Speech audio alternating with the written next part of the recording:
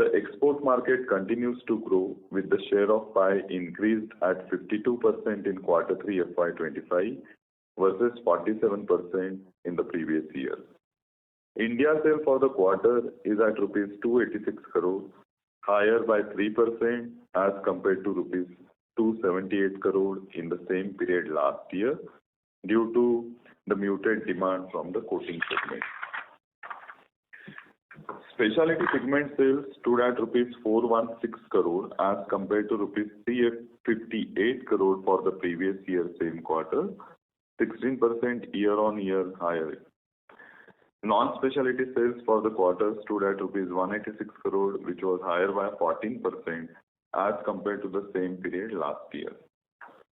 Gross margin of the pigment business for the quarter has remained flat to 45.2% as against 45.5% for the same period last year. In YTD FY25, the total income from operation for the pigment business stood at rupees 1,850 crore versus 1,579 crore in the same period last year, a growth of 17%.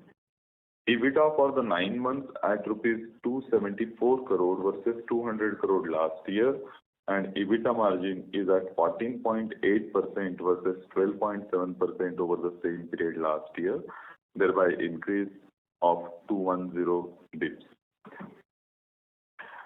The export have grown from rupees 765 crore to rupees 977 crore with the growth of 28%, while the domestic sales have grown from rupees 816 crore to rupees 873 crore, the growth of 7%. Now coming to the balance sheet. The balance sheet of the company continues to remain healthy. The net debt of the company has reduced to rupees 362 crore in Q3 FY25 compared to 434 crore of the last year Q3.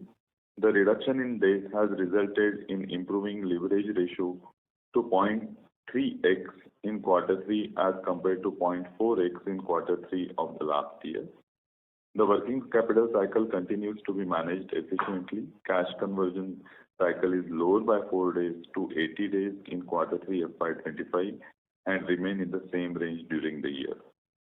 Now coming to the engineering business, RICO performance for the quarter compared to H1 FY25 have shown improvement due to the execution excellence and control on the cost. The revenue for the quarter is at rupees 65 crore compared to rupees 45 crore last year, increase of 44%. EBITDA for the Q3 FY25 is at break-even compared to the negative EBITDA of rupees 7 crore same period last year. We have initiated the transformation project to turn around RICO business into sustainable, profitable business, and we expect this turnaround will be visible and benefits of the same is expected over next 18 to 24 months. I would also like to update you on the status of the acquisition transaction. Post Q3 FY25, we have completed equity fundraising via qualified institutional placement and the preferential allotments. Despite challenging secondary market, the QIP order book demand was healthy, and we take this opportunity to thank our investors for their confidence in Sudarshan growth story. Equity financing raised along with the debt financing will be used towards the proposed acquisition of UBAC Global Pigment Business. We have received all the antitrust approvals and we are making constructive progress to consummate this transaction by March 25. The company has incurred the acquisition and integration related cost of rupees 41.9 crore in the current year, and the same is being presented as an exceptional cost in the profitability statement. To summarize, we are confident in our growth journey and are committed to deliver long-term value to our stakeholders. With this, we now open the floor for question and answer session. In this QA session, we request everyone to restrict the questions related to Q3 FY20 financial performance. Thank you. Thank you so much, sir. We will now begin the question and answer session. Anyone who wishes to ask a question may press star and one on their touch-tone telephone. If you wish to withdraw yourself from the question queue, you may press star and two. Participants are requested to use handsets only while asking a question. Ladies and gentlemen, we'll wait for a moment while the question queue assembles.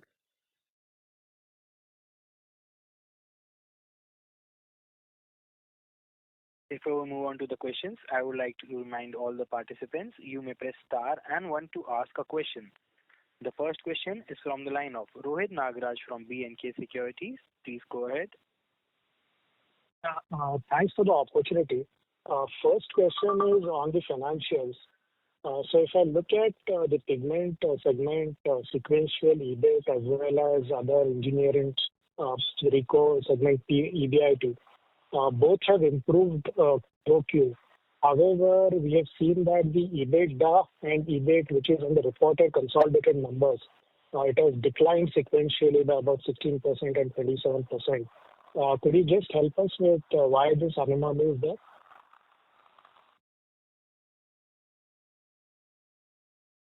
Rohit, can you please repeat your question once again? Yeah. In the segmental revenues, if I look at the EBIT of pigment as well as the other segment, sequentially, that is Q on Q, from 2Q to 3Q, it has improved. The pigment segment EBIT has improved by almost 27%, while the other segment losses have reduced. But if I look at the EBITDA for Q2 and Q3, there is a decline. So just wanted a little more understanding why it has happened, or even the EBIT has also declined. And if I consider the exceptional item, it is below EBIT. So Rohit, if I see the segmental revenue which is given as a part of our notes, correct? Now, if I break this down between the pigment and the engineering business, yes, you are correct. The engineering business, the revenue sequentially has grown to 65 crore from 36 crore. And as far as the EBIT is concerned, it is negative 1 crore compared to negative 11 crore in Q2. So there is a sequential, there is a improvement. As far as the pigment results are concerned in terms of the EBIT, the revenue, as we mentioned, has come down to 601 crore, and this has been reflected in our EBIT segment result, which is at around 48 crore compared to 74 crore. Yeah, I was talking translated into EBITDA, Rohit. Correct. So EBIT, which was pigment segment EBIT was 38 crores, if I'm not wrong, in Q2, and this quarter it is 48 crores, if I remember right. However, if we look at the EBIT on the consolidated reported numbers, it has come down sequentially. Even the EBITDA has also come down sequentially. And just in terms of the EBIT, considering on a QoQ basis, in the segmental reporting, it has improved, but on the consolidated basis, it has declined. So I just wanted to have the perspective.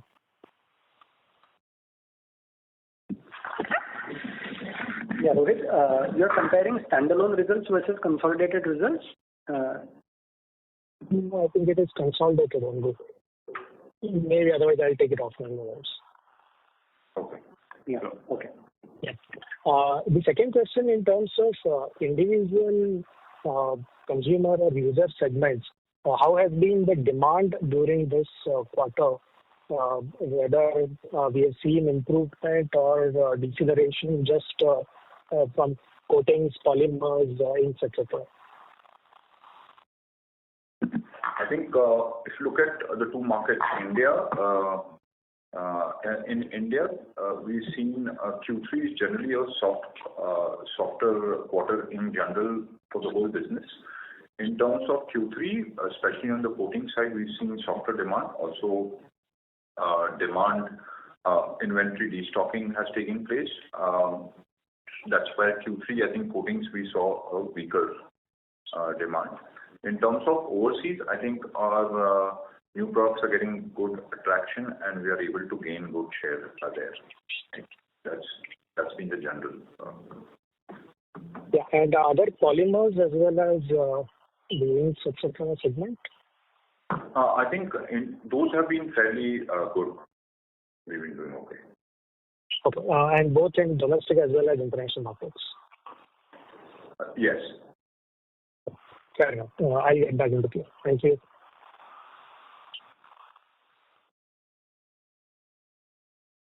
Thank you. We have our next question from the line of Ankur Periwal from Axis Capital. Please go ahead. Yeah, hi sir. Thanks for the opportunity.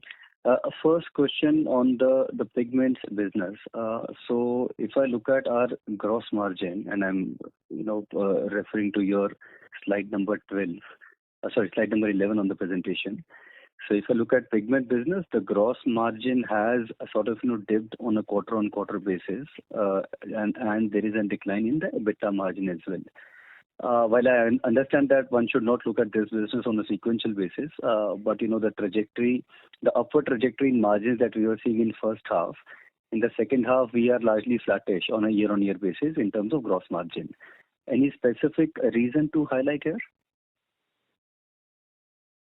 Ankurji, generally, our business has taken a upswing where the product mix change has helped us improve our gross margins, which used to be probably in the 43 range, right, and below, which is now moving north of 45, right? And I think we should be now in the range of 45 plus in the coming in the times ahead due to our product mix change. Obviously, quarter on quarter, things will keep changing depending on what's the product mix, which customers have bought, etc., and how this has panned out, right? So I wouldn't be too concerned on the gross margin area. On the EBITDA bit, of course, a few things we had to add in some extra resources to plan for the new growth which is coming up, and also few expenses which we had to incur also on the extra bit. And generally December is also annual plant maintenance, which we look at, which there is an extra, we had some extra costs. And last year the annual kind of shutdown came into January, right? So that's a little bit of a difference. Sure, Rajesh, that's helpful. Just on the revenue breakup, and you rightly, when you mentioned that gross margin now should be more 45% plus versus 43% plus historically, this is largely led by the product mix, higher proportion of specialty revenue versus the non-specialty? Yes, sir. Yes, sir, absolutely. And the new molecules which we've launched, our whole strategy was to change the product mix, right? Correct. So this ramp up is led by the new products the new capex, the new products that we have commissioned. Yes, sir. Okay, sir. In the first half, we were seeing deflationary trend, and hence volumetric growth was higher than the pigment revenue growth. Is that trend continuing in Q3 as well, or we have largely caught up and now volumetric growth will be lower or at par to the revenue growth? So I think we've caught up, and I think they're in line now. Okay, fair enough. And just lastly, if you may highlight some initiatives that we have taken from a UBAC side, more at Sudarshan's end in terms of ramping up the softer aspects, the manpower, the distribution network, etc., especially in European market. Thank you.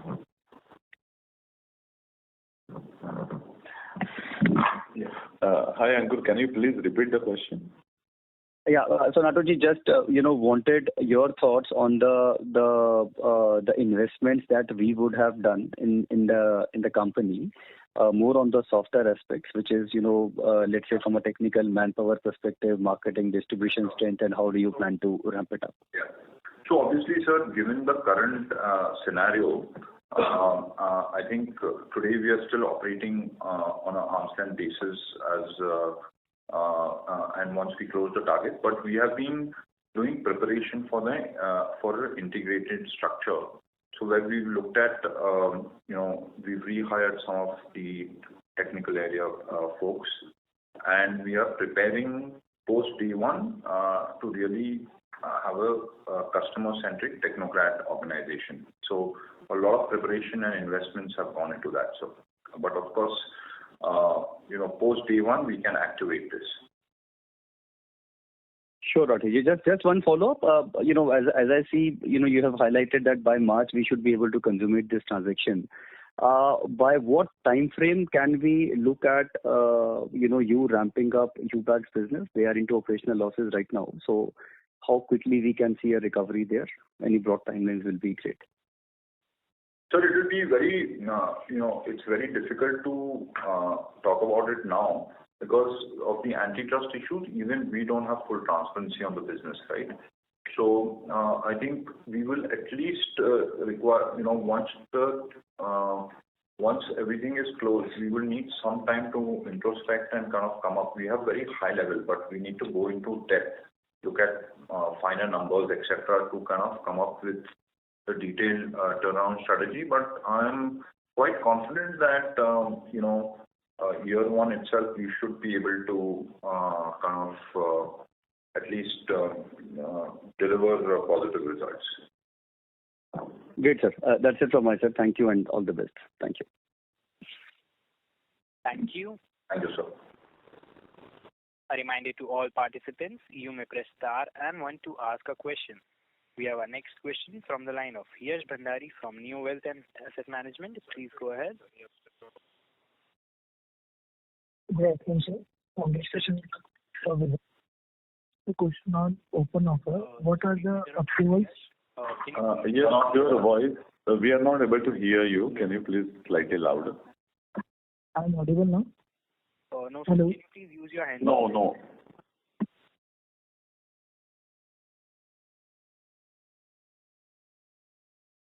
Mr. Yash is disconnected. We'll move on to the next question from the line of Mr. Sanjesh from ICICI Securities. Please go ahead.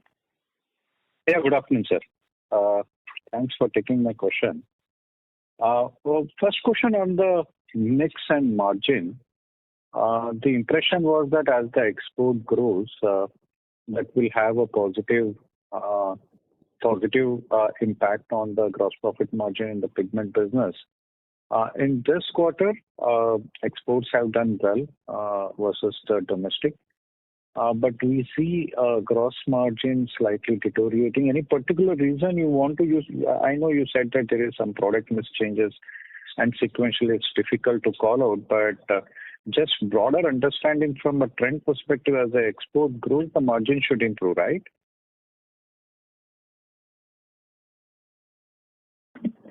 No, I think absolutely, like we said, with the product mix change, we should be north of 45, right? And that's the area where we want to kind of focus our area. And that's where we will continue to deliver the growth. Got it.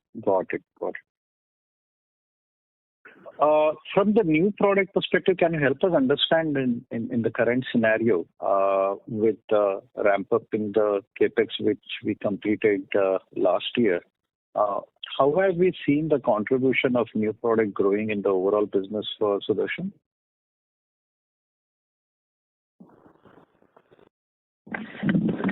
Sanjay, Nilkant here.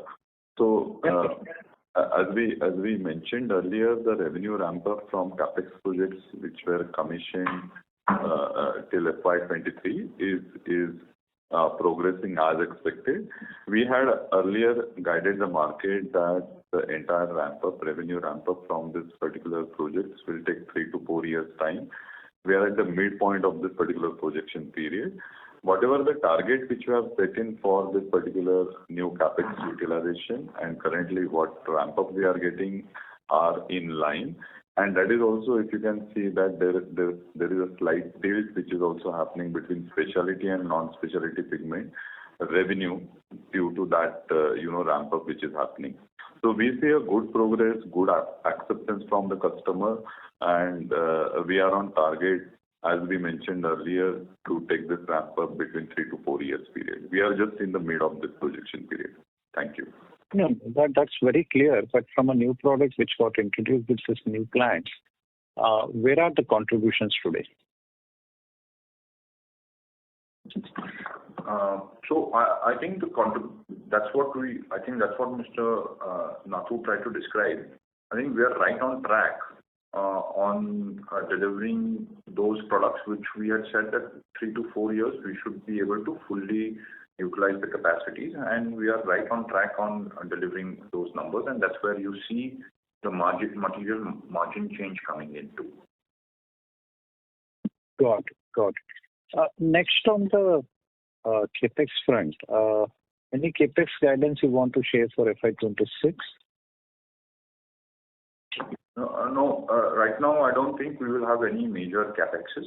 Right now the board is not, as an integrated company, we will present sometime once the day one happens, the new budgets, etc. to the board, but we don't see any major capexes happening in the next year.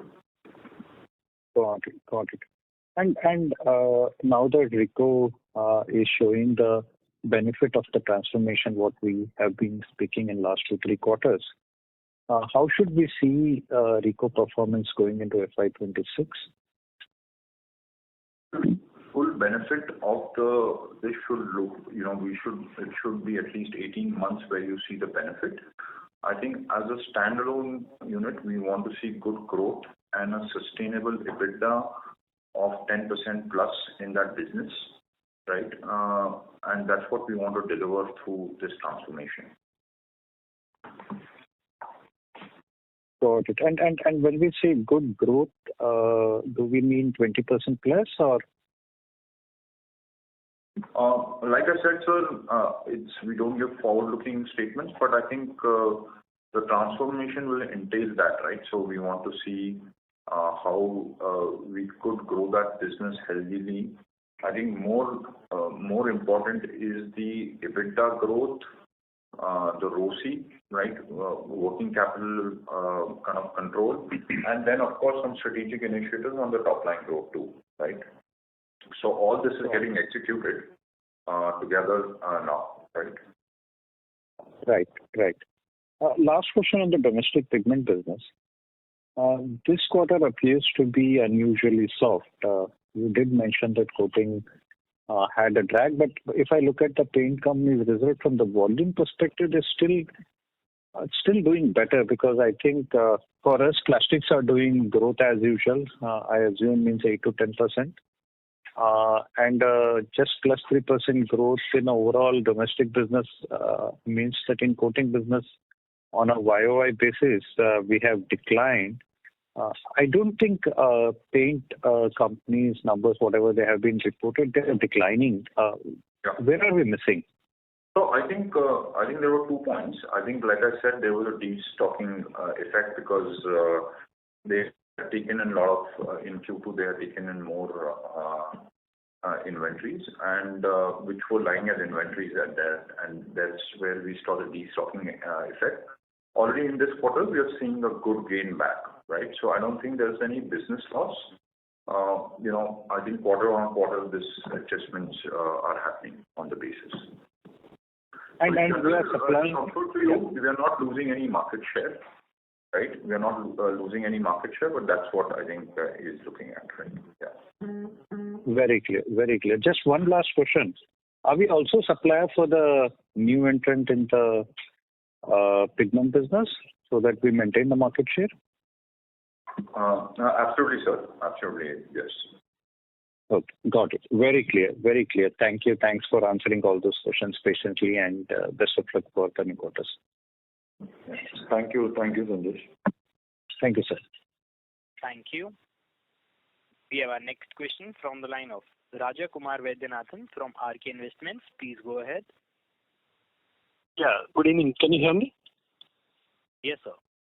Yeah, thanks for the opportunity. Sir, the first question is, with this government push for this mono-material flexible packaging, like the recyclable plastics, there is also a push to, reduce usage of carbon black and, not using strong pigments, strong color pigments, because the recyclability will improve when you don't use the colored pigments. I mean, you are more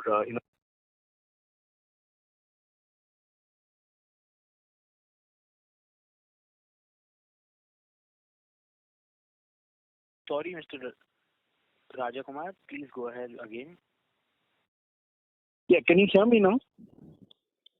Oh, yes. Hello, can you hear me? Yes, sir, we can hear you. Please go ahead with the question. Sir, the question is on the government push for this mono-material flexible packaging, particularly when it comes to plastics, to make the plastics recyclable. There are some guidelines given in terms of reduced usage of carbon black and also usage of we should not use the strong colored pigments and so on and so forth. So I just want to know what is the long-term impact of these initiatives on our business. So we are studying the regulation and the impact, but our preliminary analysis shows that we should not have much impact because the segment we serve is not very strong, and we are coming up with some solutions there. So, but our complete plan is not in place, and we will share our plan as soon as we are ready, sir. But we don't see a major impact on us. That is the initial analysis. Okay.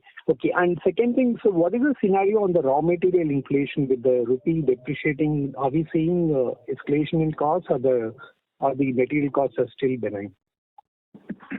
As you know, we are net exporters, so I think it is not. Hi, Vijay Kumar. So as Mr. Rakesh said that we are the net exporter, and with this rupee depreciation, we had done the simulation analysis. The current impact of this depreciation is not that material. Okay. And so lastly, this with respect to this UBAC acquisition, I just want to know, will we get the benefit of their whatever brought forward losses, or we are only just acquiring the businesses?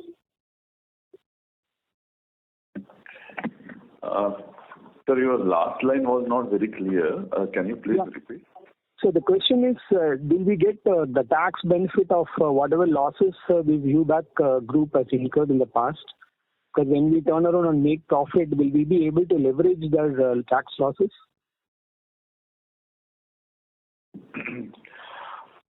So as we mentioned that this particular deal is a combination of asset deal as well as the share purchase deal.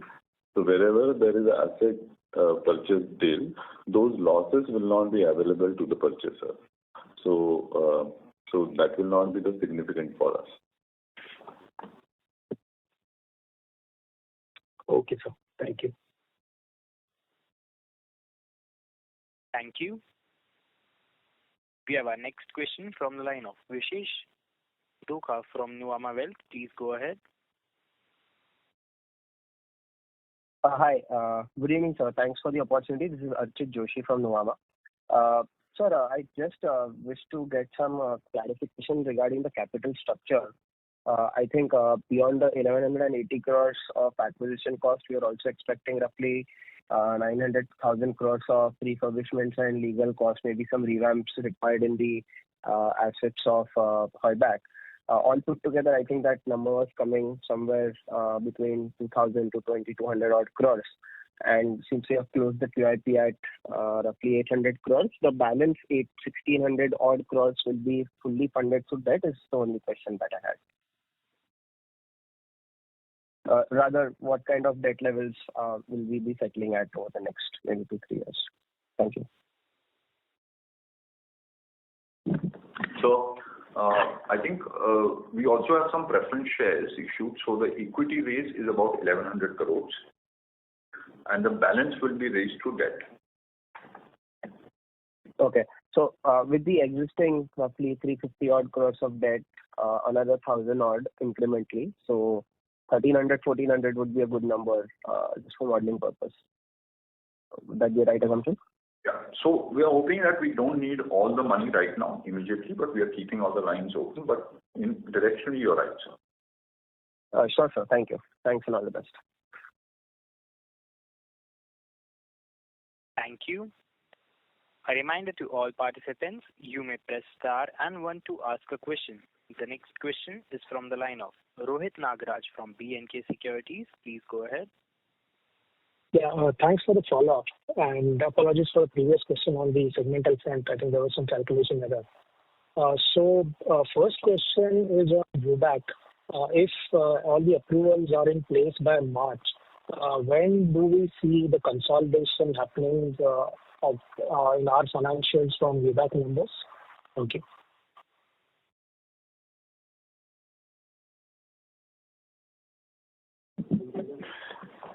Hi, Rohit.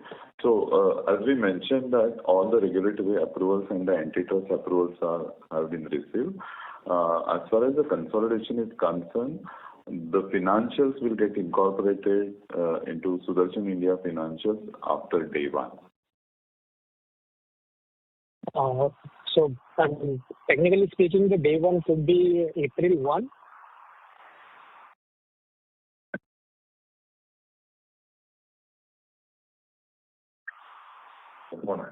As we've indicated, day one, we are hoping in March.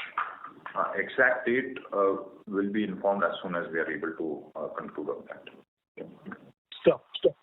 Second question is again on the UBAC front. We have, in the exceptional items, we have incorporated the legal or consulting charges. But beyond that, in Sudarshan standalone or consolidated with Indian entity, have we taken any new manpower in terms of, spearheading the business? Is it already in place, or once the consolidation is done, then we will try to look at it, given that hopefully the business on a broader front will be managed from India, although it may be having individual, subsidiaries in individual countries. So just on a manpower front or from the management front, any costs which we have incurred till now, or will there be incremental costs which will come post the day one? Thank you. So it's a process which is in process. So I think our core manpower is in place, which we've already hired or are in the process of getting hired. And as we go through, we'll be building the organization, but I don't see any substantial costs coming into play. Sure. That's it from my side. Thank you, and all the best.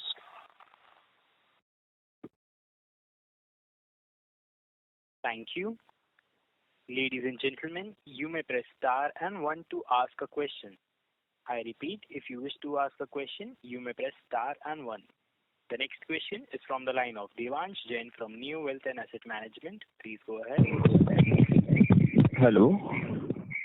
Yes, Mr. Devansh. Hi, sir. Good evening. I just wanted to, I had few queries regarding the UBAC open offer. So what are the approvals required in the open offer, and what is the expected timeline?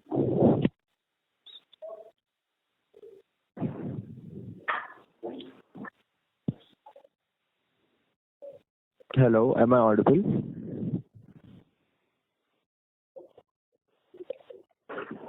Yes. Yeah, just a second, please. Yeah. Hello. Yeah. So basically, this open offer process will trigger in post closing of the transaction, and the draft letter of offer will be subject to SEBI's approval. And what are the approvals required? Are there any other approvals other than SEBI? No, I think it is SEBI only. Stock exchanges and SEBI. Okay, so we are expecting the transaction to be closed in March 25, and then post that there will be DLOF which will be published. Yeah. Yes. Okay, sir. Thank you. Thank you. Ladies and gentlemen, if you wish to ask a question, you may press star and one on touch-tone telephone. We have our next question from the line of Nitesh Dutt from Dolat Capital. Please go ahead. Yeah, hi team. Thanks for the opportunity. So I have my question is on the declining promoter stake, or you can consider the declassification. So with this, is there a plan to transition the company towards towards a professionally managed entity? And any changes in leadership, board composition, or decision-making processes due to the reduced promoter involvement? So, I think as we go ahead, we are getting professionally managed, and also we are strategic holders of our stock, and that should continue. And I think we have a strong foothold. Going forward, of course, the board will look at how it should get reconstituted. Currently, there is no such thought right now, but I think they will actively consider this in the next few board meetings. Thank you, sir, and all the best. Thank you. Thank you. A reminder to all participants, if you wish to ask a question, you may press star and 1. I repeat, if you wish to ask a question, you may press star and 1. The next question is a follow-up question from the line of Rohit Nagaraj from B&K Securities. Please go ahead. Thanks for the follow-up. Just one clarification for the open offer for Vubat colorants. Once it goes through, to fund the open offer, will we need additional debt funding at the group level beyond what we have currently considered in terms of the acquisition cost and the refurbishment or working capital expenses? In our cash infusion, that was already taken into account, sir. Okay, sure. Thanks a lot. Thanks for the clarification. Thank you. Thank you. Ladies and gentlemen, that would be the last question for today, and I now hand the conference over to the management for closing comments. Over to you, sir.